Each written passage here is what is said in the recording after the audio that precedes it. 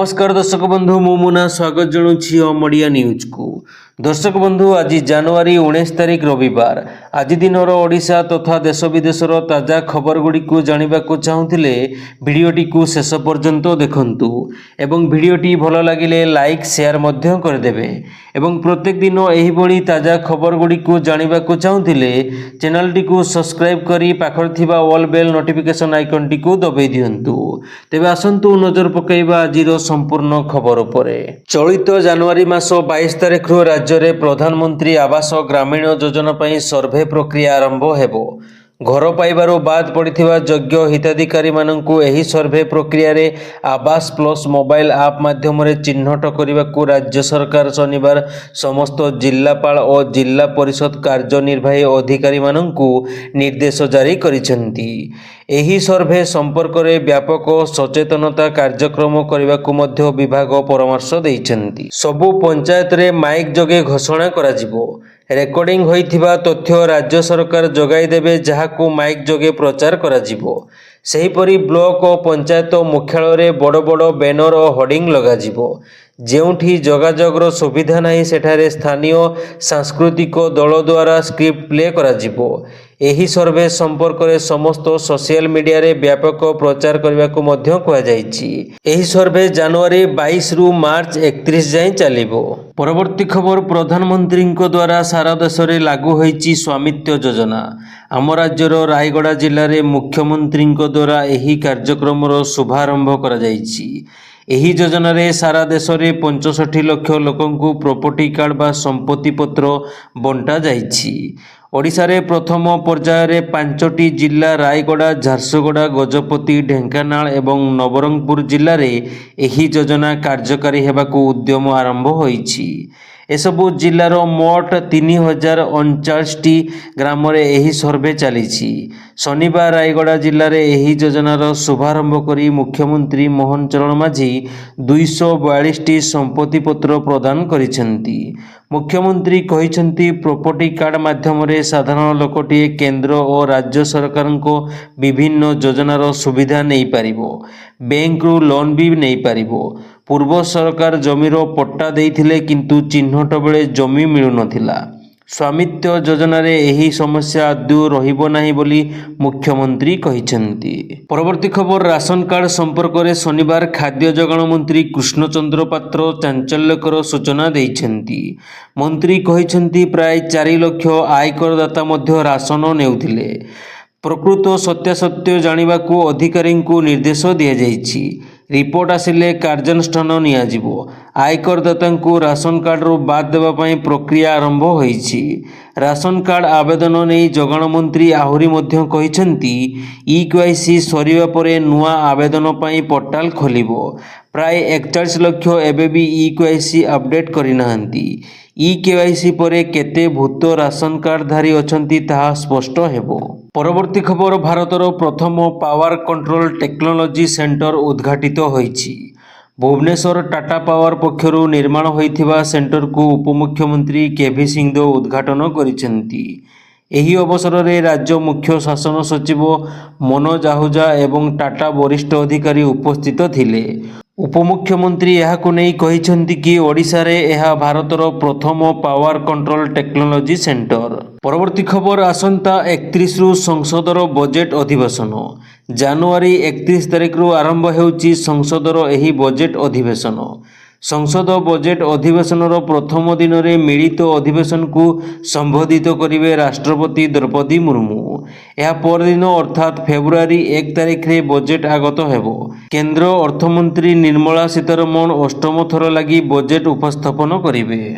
परवर्ती खबर एणिकी smart meter हेबो बाध्यतामूलक। स्मार्ट मीटर रे अधिक बिल आसुथिबा अभियोग प्रसंग रे प्रतिक्रिया रखिछंती उपमुख्यमंत्री तथा शक्ति मंत्री केभी सिंहदेव। उपमुख्यमंत्री कहिछंती टेक्नोलॉजी सह जोड़ी हेबाकु हेले स्मार्ट मीटर लगेबाकु ही पड़िबो। यह भारत सरकार गाइडलाइन रे अछि। स्मार्ट मीटर नहीं जार अभियोग अछि सेमाने लिखित भावे जणांतु बोली कहिछंती केभी सिंहदेव। साधारण मीटर नहीं टेस्ट करी देखाई दिया जिवो। एबे जाई लोकंकर सुइच बंद करिवार अभ्यास जाइनी तेणु आवश्यक नथिले लोके सुइच बंद करंतु।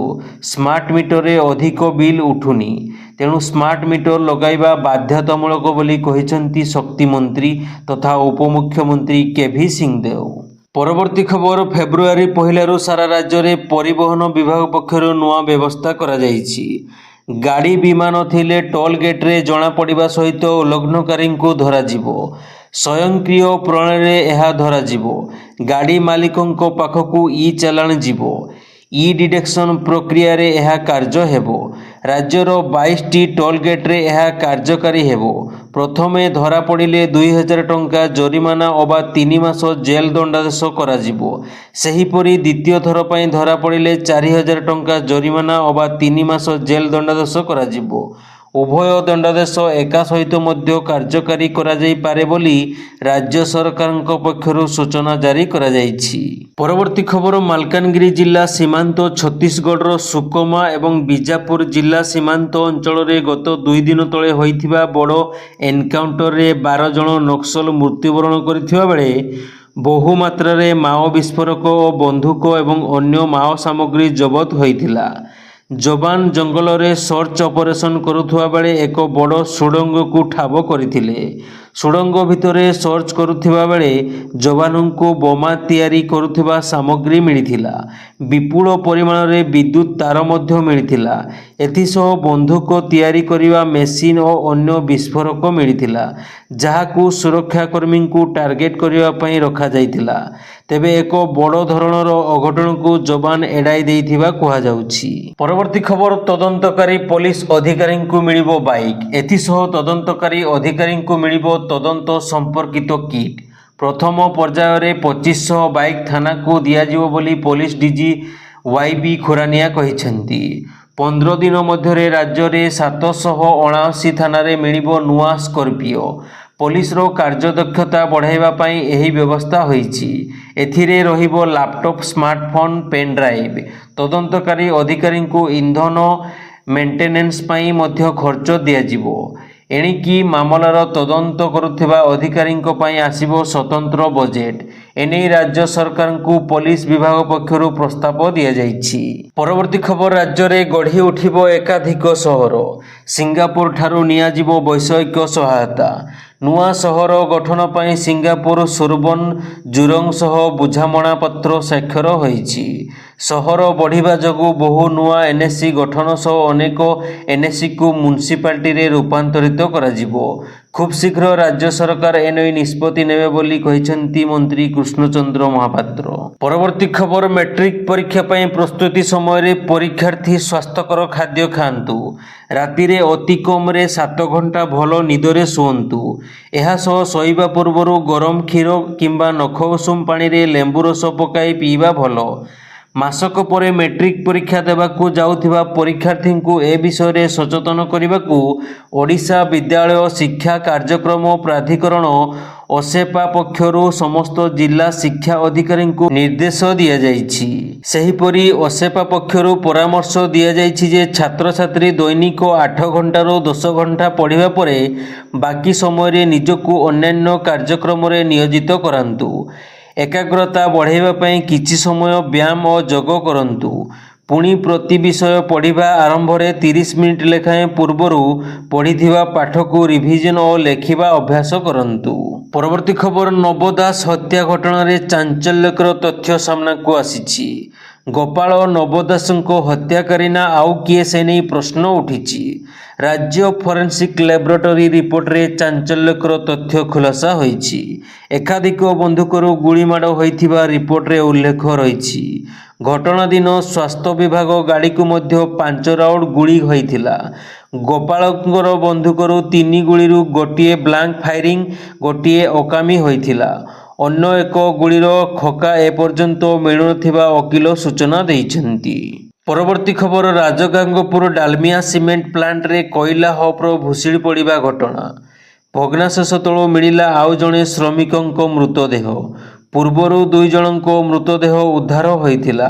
एबे आउ जनंको मृतदेह मिलिछि। जणे मृतकंको परिचय मिलिथिबा परे पोस्टमार्टम पई पठा जाइछि। ମୃତକ ଜଣଙ୍କ ଦାଶରଥୀ ପାତ୍ର ବୋଲି ଜଣାପଡ଼ିଛି। କମ୍ପାନୀ ପକ୍ଷରୁ ମୃତ ଦାଶରଥୀଙ୍କ ପରିବାରଙ୍କୁ 25 ଲକ୍ଷ ଟଙ୍କାର ସହାୟତା ରାଶି ଘୋଷଣା କରାଯାଇଛି। 10 ଲକ୍ଷ ଇନ୍ସୁରାନ୍ସ ଟଙ୍କା ସହିତ ପରିବାରରୁ ଜଣକୁ ଚାକିରି ଦେବାକୁ ଘୋଷଣା କରାଯାଇଛି। ଏନେଇ ଉପଜିଲ୍ଲାପାଳ ସୂଚନା ଦେଇଛନ୍ତି। ମୃତ ଦାଶରଥୀଙ୍କ 2 ପିଲାଙ୍କ +2 ଯାଏଁ ପାଠପଢ଼ା ଖର୍ଚ୍ଚ ସହ ସ୍ତ୍ରୀଙ୍କୁ ଚାକିରି ଘୋଷଣା କରାଯାଇଛି। ତେବେ ଅନ୍ୟ 2 ଜଣଙ୍କ ପରିଚୟ ମିଳିବା ପରେ ସେମାନଙ୍କ ପରିବାର ସହ କଥା ହେବ ବୋଲି ଉପଜିଲ୍ଲାପାଳ କହିଛନ୍ତି। ପରବର୍ତ୍ତୀ ଖବର 2 ମାସର ବାଦବିବାଦ ପରେ ମାଟିରେ ମିଶିଛି ଶ୍ରୀ ବୈକୁଣ୍ଠ ଧାମ ଆଶ୍ରମ। ଉଚ୍ଚ ନ୍ୟାୟାଳୟଙ୍କ ଅନ୍ତରୀଣ ସୁରକ୍ଷା ହଟିବା ପରେ ଗତକାଲି ବିଡ଼ିଏ ପକ୍ଷରୁ ସରକାରୀ ଜମିରେ ଗଢ଼ି ଉଠିଥିବା ଏହି ବିବାଦୀୟ ଆଶ୍ରମକୁ ଉଚ୍ଛେଦ କରାଯାଇଛି। ପରବର୍ତ୍ତୀ ଖବର ଖୁବ୍ ଶୀଘ୍ର ମହାନଦୀ ରିଭରଫ୍ରଣ୍ଟ ପ୍ରକଳ୍ପ କାମ ଆରମ୍ଭ ହେବ ବୋଲି ସିଡ଼ିଏ ଉପାଧ୍ୟକ୍ଷ ଅନାମ ଚରଣ ପାତ୍ର ସୂଚନା ଦେଇଛନ୍ତି। ରାଜ୍ୟ ସରକାରଙ୍କ ପକ୍ଷରୁ ମହାନଦୀ ରିଭରଫ୍ରଣ୍ଟ ପ୍ରକଳ୍ପ ଡିପିଆରକୁ ଅନୁମୋଦନ ଦିଆଯାଇଛି। ପ୍ରଥମ ପର୍ଯ୍ୟାୟରେ 38 କୋଟି ବ୍ୟୟରେ 3.5 କିଲୋମିଟର ରାସ୍ତା ହେବ। ପ୍ରକଳ୍ପ ପାଇଁ ସମୁଦାୟ 220 କୋଟି ଟଙ୍କା ବ୍ୟୟ ଅଟକଳ କରାଯାଇଛି। ଗୁଜରାଟ ସାବରମତୀ ଢାଞ୍ଚାରେ ମହାନଦୀ ରିଭରଫ୍ରଣ୍ଟ କାମ ହେବ। ପଡ଼ୋଶୀ ଦେଶ ପାକିସ୍ତାନର ପରିସ୍ଥିତି ଉପରେ କଟାକ୍ଷ କରିଛନ୍ତି ଭାରତୀୟ ବୈଦେଶିକ ମନ୍ତ୍ରୀ ଏସ୍ ଜୟଶଙ୍କର। ସେ ପାକିସ୍ତାନକୁ ଏହାର ବର୍ତ୍ତମାନର ସମସ୍ୟା ପାଇଁ ଦାୟୀ କରିଛନ୍ତି।